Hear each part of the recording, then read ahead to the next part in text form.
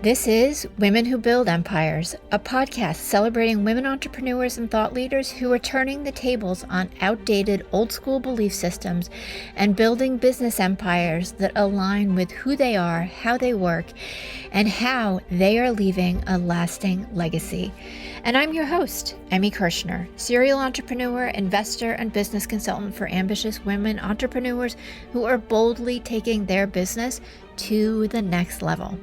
In each episode, you're going to get to know the women who are unafraid to put it all on the line as they share the stories of how both success and failure have helped them become incredible CEOs. Hey, Empresses. You know that slightly annoying voice that can take you from 0 to 100, worrying about something that probably didn't matter 10 minutes ago? Today's guest, Rachel Ryder, who is the founder of MetaWorks, is going to share how to take control of that voice and use it to your advantage so you can continue to build your business or your career and have the life that you want. Hey, Rachel, welcome to the Women Who Build Empires podcast. I am so excited to have you, mostly because what you do aligns with a lot of what not only I believe, but how I practice in my daily life, and really coming from a place of being, I'm going to say, aware of what's going on with you internally. But before I delve off into my own way of explaining everything, share with everybody who you are, what you do, and the magic that you make. Absolutely. It's so good to be here. Thank you so much for having me. It's my pleasure to chat today. I love talking about things that light me up inside, and the work I do really does. And as I've been on my own entrepreneurial journey, I've really been more vocal about the work I do. It used to be the magic behind the scenes. And so it really feels like I'm leaning into, hey, this is what we do here. So I'm an executive coach and the founder of MetaWorks, and we are a small coaching shop that works with the leaders of organizations they're already powerful. So it's really helping them understand their relationship with themselves so that they can actually leverage their relationships with those in their business. Because at the highest levels of an organization, that's really your bread and butter, is your relationships. The deliverables are what everybody else does. You manage your relationships. That's the premise of our work. And so that first relationship starts with you. What's your relationship with yourself? And that's really the premise of Who You Are Is How You Lead, which I recently has come out. You can check it out on Amazon. But the premise is that really the work we do is with leaders who can really focus on themselves and their relationships and their organizations to be successful. How do you feel, or how, with the clients that you've seen and the results that you achieve, what's changing for people once they have an improved relationship with themselves, and where are people stuck? Folks usually don't come to me and they're like, I need to change my relationship with myself. Right. I just actually recently worked with a co-founder pair about the relationship between them and how it was really disrupting the organization. People were leveraging the discord between them to get, it's like good cop, bad cop. They'd go to the good cop to say yes and, circumvent the bad cop. And it was really disruptive. So they came to me saying, we got to figure this out. We got to work differently together. And so usually folks reach out to me as a result of something's not working in their organization. I also have leaders coming to me saying, I'm at the top of my organization. I'm doing well. And yet I'm still exhausted. Like, I'm super successful. This is exactly where I wanted to be. I'm exhausted, burnt out. I'm not leveraging my team effectively, even though I have a fabulous team. And so though they didn't come and say, hey, I need to figure out what's going on inside me, that's the place we begin. Right. And so I'm not sure if I answered your question. Did I leave? It did. Great. Yeah. Because for me, I mean, first of all, I don't think anybody's walking around. Well, maybe there's a few of us, but most people are not walking around, as you said, like, oh, I need to change the relationship that I have with myself because it's blah, blah, blah, it's holding me up from. But I'm sure people are thinking, exactly what you said. I'm burnt out. I'm exhausted. There's something that's holding me back. I don't know what it is. And I've seen it with my clients too, where as they start to shift and feel more grounded, feel more connected to themselves and more confident, how they're building those relationships with their team members changes. And Completely. for me, at least, and tell me if you agree or you see different patterns too, those relationships and being able to kind of pour into other people and have them level up with you and sometimes even beyond you really creates a very strong unified team network, but also really strong business. This is what I have found is so interesting. One of the most common phrases I hear when after the work we do together is nothing has changed, but everything has changed. And that doesn't sound at first you're like, oh, that's not great. But actually it means that the person didn't have to burn down their life, didn't have to walk away from this beautiful role that they have, didn't have to disrupt their family system.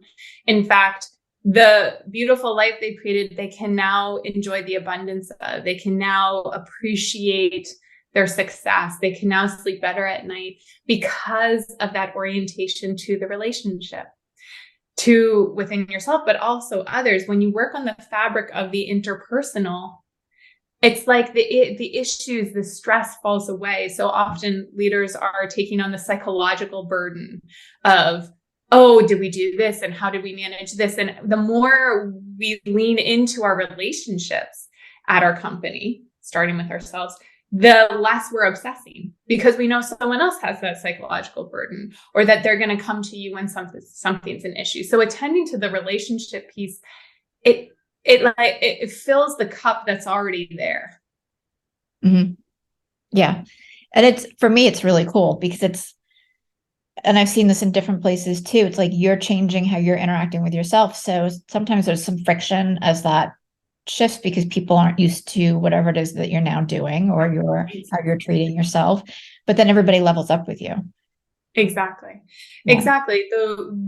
The more, and it's funny in the beginning of the work when a leader's changing their communication style, I hear this, like my team isn't responding the same way, or they don't believe me. And it's like, well, that makes sense because you've trained them for years in an old communication style and habit. So let's just keep reinforcing and keep reinforcing. And that's really nurturing the new habit so that it actually is a clear habit that everyone believes you when you show up instead of angry, you're curious, and that then, yes, people respond differently and it really cascades through the organization. How did you come into this work?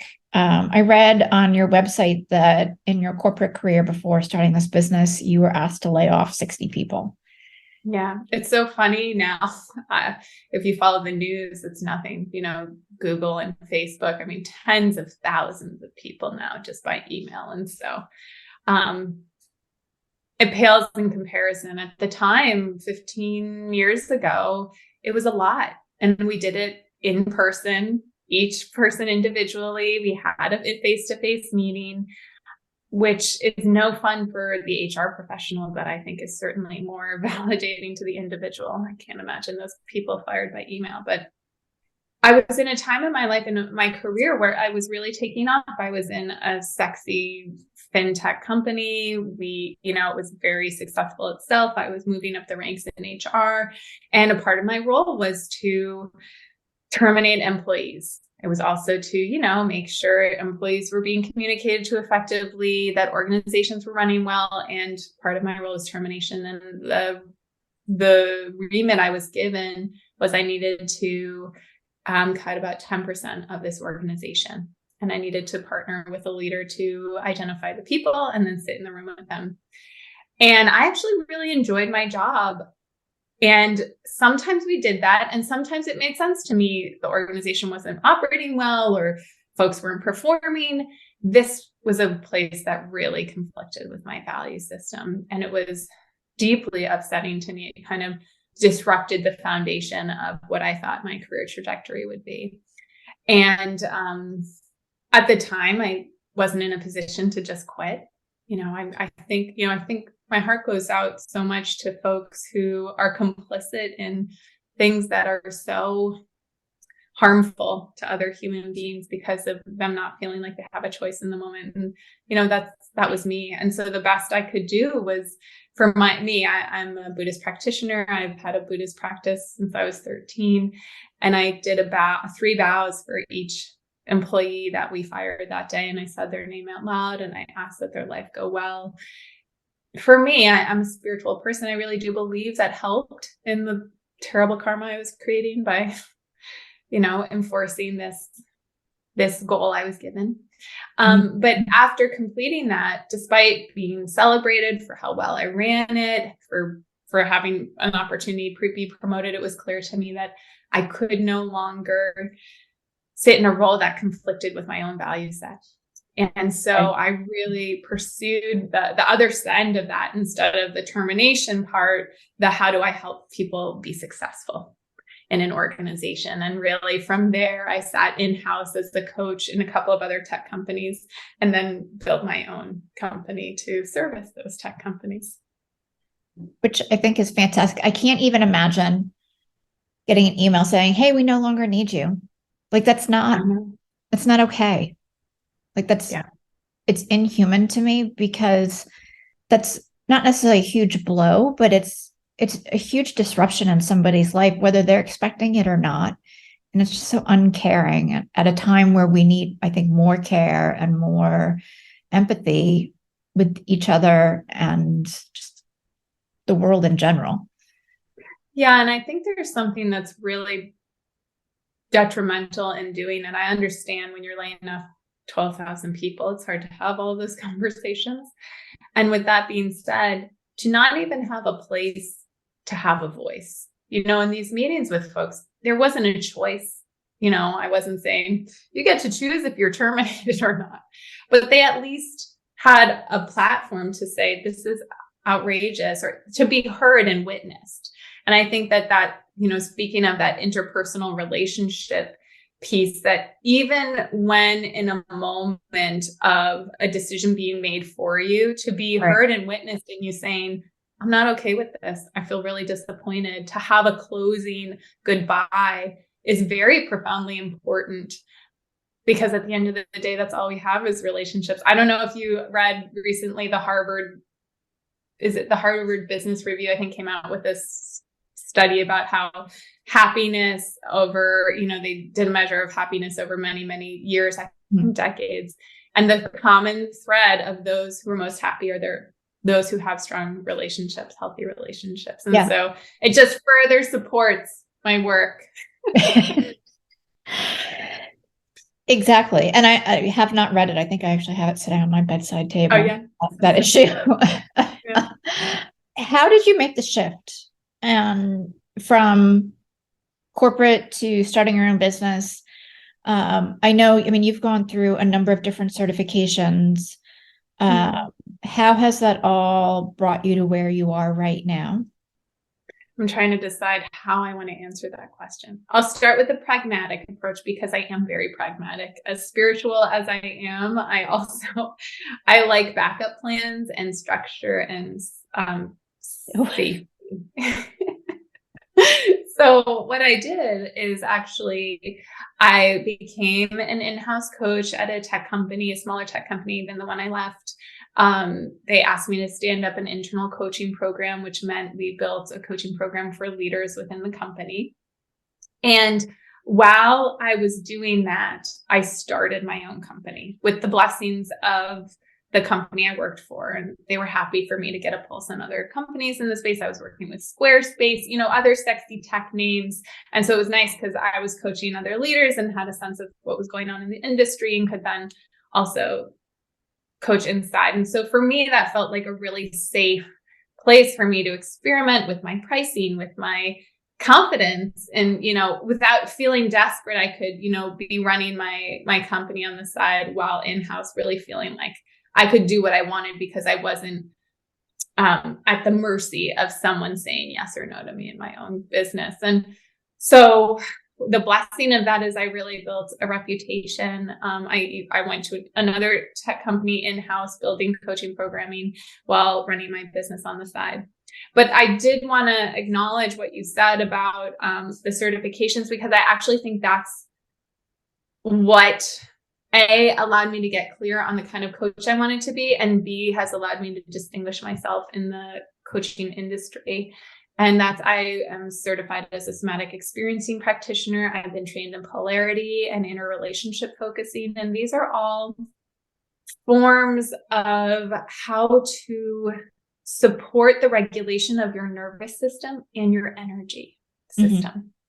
And that's the thing and the premise of my coaching that I think has made the work so powerful, which is there is a relationship between the cognitive, your nervous system, your emotional system, your energy system. And that what we do is we really look at the relationship between it so that you can make the most informed decisions, that we can help you clear what's getting in the way for you in order to move forward. That isn't just cognitive. And I think sometimes the coaching industry really lives in the cognitive realm, especially in the corporate world. And that is definitely not what we offer. We offer, I guess you could say, a holistic approach, which is our magic. Yeah. Yeah. And how does that, when you have the cognitive brain and the nervous system kind of working together as opposed to butting heads or I guess fighting against each other, which I think is where most people are at, what starts to shift? Let's talk about a specific example, because I think it's okay. Hard to understand unless we have specifics. So one thing I love to do with clients, and usually you can tell there's a conflict between your cognitive brain and your nervous system or your energy system when you are trying to do something that isn't happening. So for, like the easiest example is I want to go to the gym. I never get to the gym. But let's, take a more sophisticated client example, which is one of my clients. She just couldn't finish a project. It was a very big project, a very sexy, high profile project, and she could not get it over the finish line. And there were, implications as a result. And so there was a lot on the line. And she was like, I know I need to do this. I know I want to do this. And I literally cannot. Like, she would just get in her own way. And so we started by, I said, okay, let's have a conversation with your nervous system. What happens for you when you even think about finishing the project? What do you notice in your body? She's like, everything gets tense. It clenches up. It's like, my jaw, my back. And I said, okay, if we had a little vacuum cleaner and we just sucked out that tension and spit it out on the floor next to you, what form does it take? Does it have a color, a body, an avatar? And she's like, oh my God, it's a Ninja Turtle. And I was like, okay, great, cool. And she's like, yeah, and he has nunchucks. We couldn't remember which Ninja Turtle that was, but I was like, all right, why don't we have a conversation with him? Because there is always wisdom in that piece. If it's the cognitive, if it's the body, there's a reason why what's happening is happening. And so we really wanted to understand where the Ninja Turtle was coming from. And we said, hey, buddy, thanks for joining us. Thanks for showing up. How are you taking care of our client today? What are you doing for her? And he's like, oh, I'm in charge of protecting her. Like, I'm the protector and you're welcome, basically. A very big kind of chip on his shoulder about it. Right. And so to answer your question, the first step is a conversation. We need to know, what is the wisdom that the body is carrying? Because that is not going away, whether we want it to or not. Right. We can't just push that away. We need to understand what it has to offer. And then we need to understand what is making it like dig its heels in. And so as we were talking with the Ninja Turtle, he had a lot of clear points as to why this project was not protecting her. It was going to increase her visibility. It was, there was no clear safety net, in her stepping into the completion of this project. And so then it's really a conversation. It's updating the operating system. He's operating with old information. She's done a lot of work to get where she is. She understands she's an adult version of herself instead of a kid. And so then it's, how do we help the Ninja Turtle now know with updated information, what does protection actually look like? How can we lean into him? How can he actually be of service versus getting in the way? And so that's really the ongoing work, is cultivating a relationship with him, giving him a new job. It's so incredible how much the nervous system shifts when we have these kinds of conversations. It's so powerful. And so not only was she be able to complete the project, she completed it with flying colors. And the new process is, when she feels that tightness, when she feels that clenching, particularly in moments when she's trying to get something done, she checks in. Hey, buddy, what are you doing for me right now? Help me understand how you're taking care of me. Let's have a conversation. Let me tell you what I want, and we can see how to go from there. I love exactly what you're saying, because I've seen this happen with some of my clients too. And it's so cool. Have not ever had anybody come up with a Ninja Turtle of like the thing that's kind of keeping me safe and stuck. But I love that your client was able to like identify and give it a kind of a form and a shape and a personality. And for me, it's almost like the ego's way of keeping you in the same space, as opposed to allowing you to move forward and really step into that next level of what's available for you. Yeah. It's funny. I pause at the ego because we have so much judgment about the ego. I would even say, I like to say it's a survival mechanism. Okay. Because it's protected us. I mean, it was cultivated at such a young age, that it has kept us so safe. And so I feel like we're totally saying the same thing in terms of it has been a protector.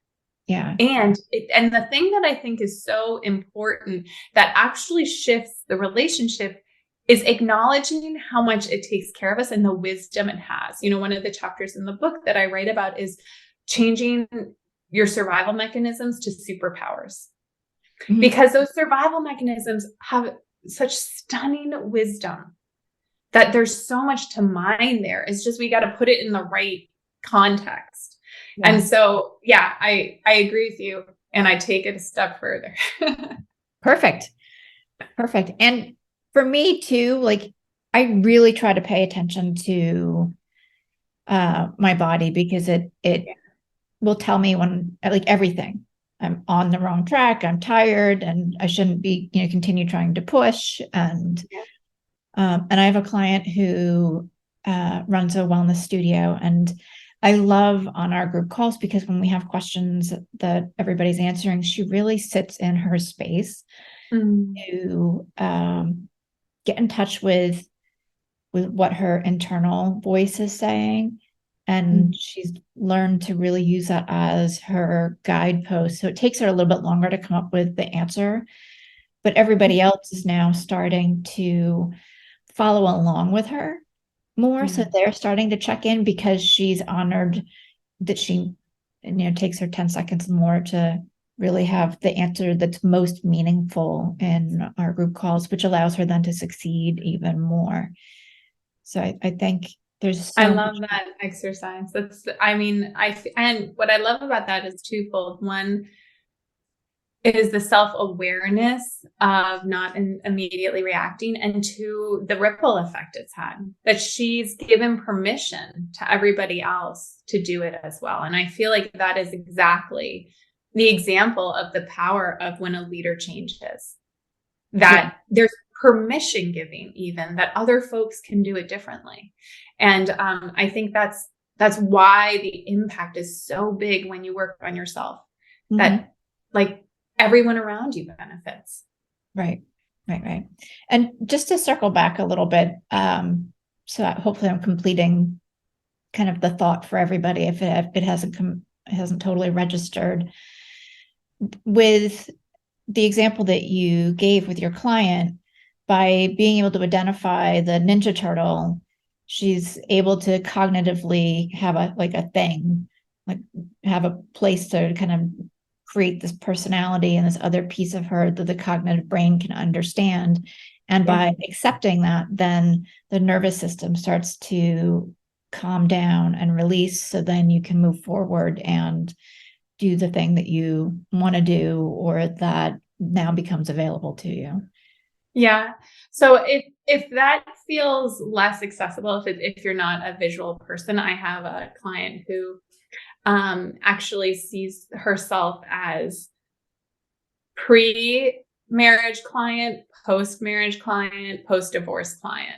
And like she has their different names because they have different last names. And so it's really whatever version of you that translates, that you can start to create a relationship to, is what's important. And the one thing I will say to really drive this point home is, in somatic experiencing, they talk about the power of mirror neurons. Biologically, when our system views a system that is more settled, that is more loved, that is happier, our system settles. Our system feels more loved. Our system feels happier. When we engage with the Ninja Turtle in a kinder and loving way, our system feels it because it is being mirrored back. And so one of the things I like to say actually is, if we are struggling to be kind to that survival mechanism, that Ninja Turtle, which I really want to normalize. Usually our survival mechanisms are the things we often really dislike about ourselves because it's getting in the way now for us, even though it's taking care of us. It's hard for us to be kind and loving to that part. We usually want to be like, just please get away. If we can't be kind and loving, to visualize someone who you know can be kind and loving, it might be a superhero or the Dalai Lama or your best friend. If you can visualize that, your body's mirror neurons will settle. It's so crazy and so cool. So yes, I hope this closes the loop on what you're saying. Yeah. Because I'm like, yes, let's do this. Everybody. Yes. Like, to me, it totally makes sense. And if this is the first time you're hearing or thinking about this conversation, it can be, I think, a lot to take in and really be able to start to internalize and make little shifts even on your own.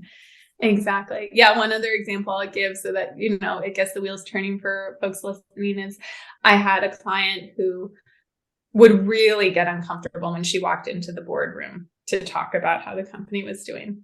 And she identified that part was her little girl.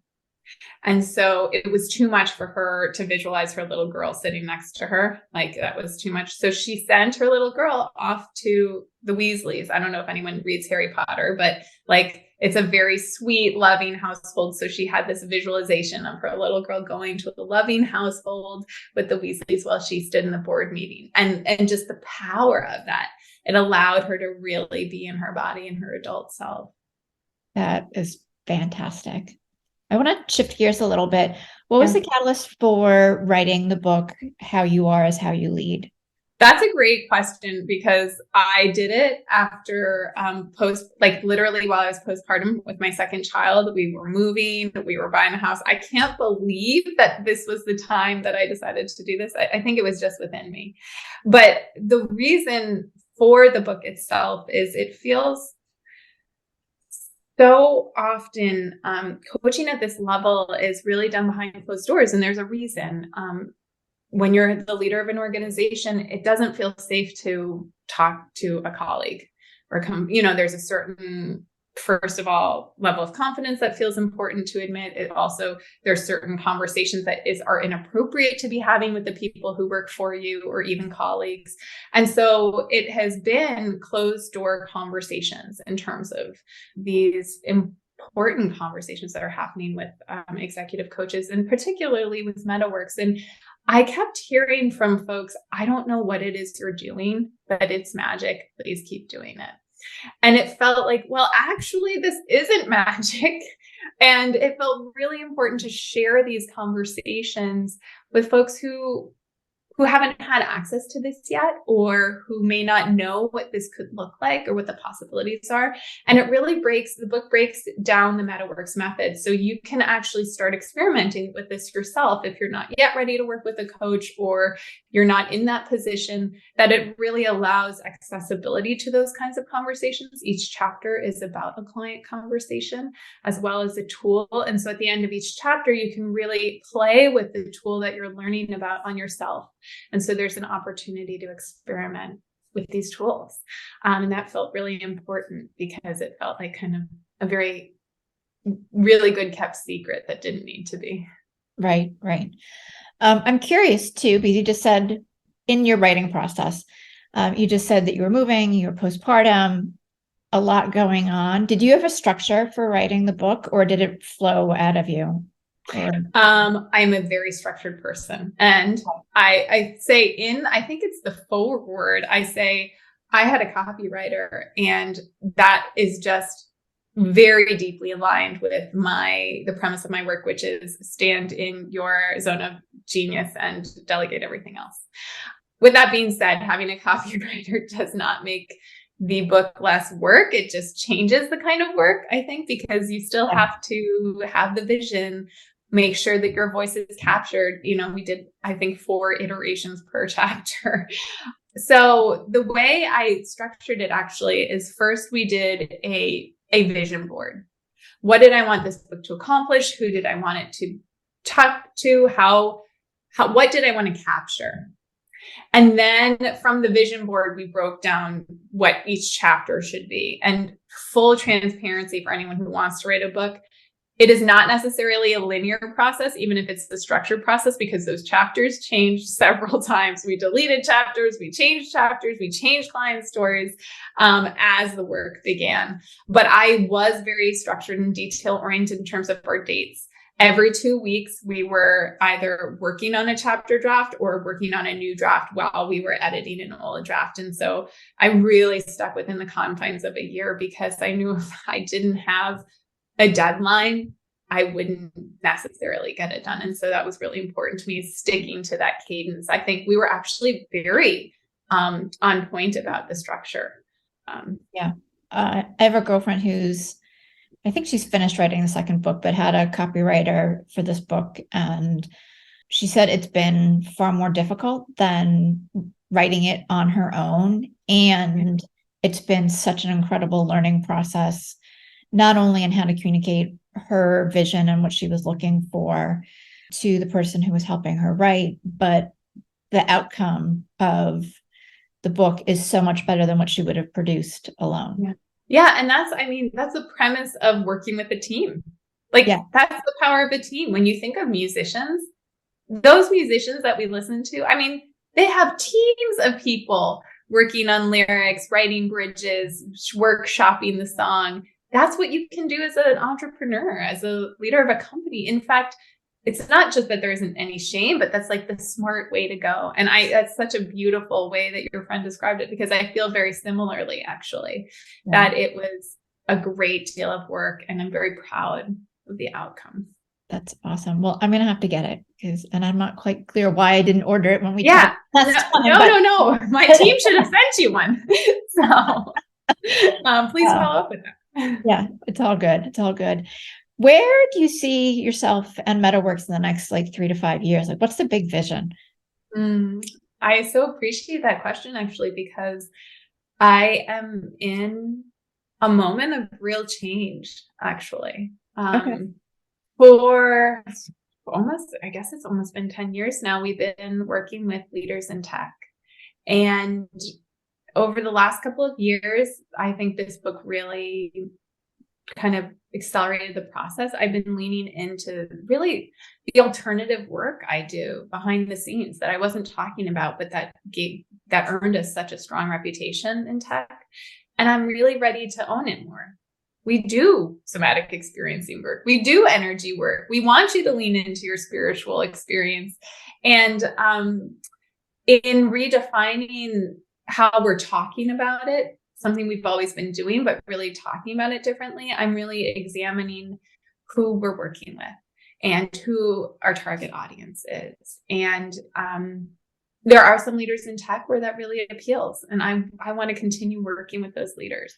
And the folks that it doesn't appeal to, I think I'm becoming clear is less my ideal client. And so we're really in a pivot point about who do we want to talk to in our marketing, in our complementary content, and who do we want to invite into our world. I think it's still folks who are very successful because we really work with the upper echelons of people, and folks who are deeply interested in examining their inner world in a way they might not have otherwise. So I'm really sitting with myself about how do I want to show up in my company in this way? Who do I want to work with, and who do we want to be? I feel like I'm a very goal-oriented person. I think I told you I thrive on structure, and I'm really, for the first time in my life, sitting in the question instead of the answer. So I'm very curious to see what unfolds. Well, and I really appreciate, one, you sharing that, but two, like being comfortable in making the pivot. It's really easy just to keep doing the thing that you've been doing that's working. Yeah. And it takes a lot of courage to be open to and shifting and going into a slightly different direction so that you can really help more people.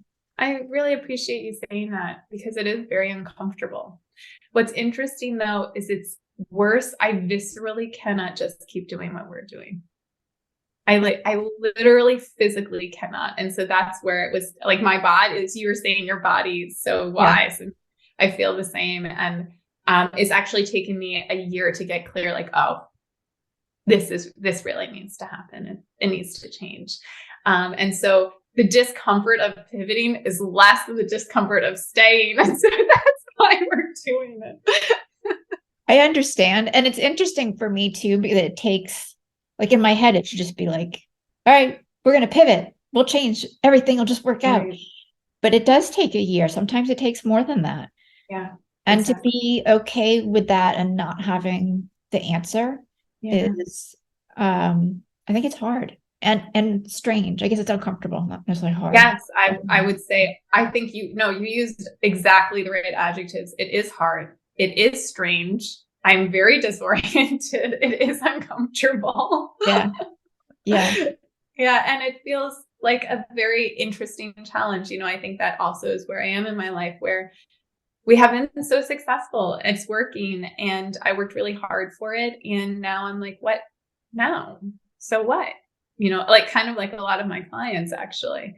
And so it does feel like really the right time to sit in a very different experience, which is, well, what do I want now that I have everything I want? What do I want? And it's a very powerful, a very privileged place to be. So I am trying to lean into the discomfort as a result. Yeah.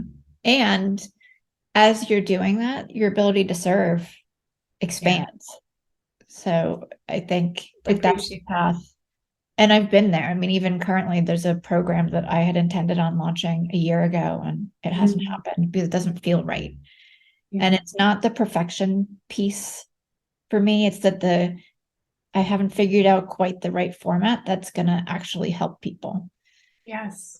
And I'm there, like I can feel it. It's like all coming together right now. But and similar to your client, like had I just pushed, it wouldn't be what it's going to be.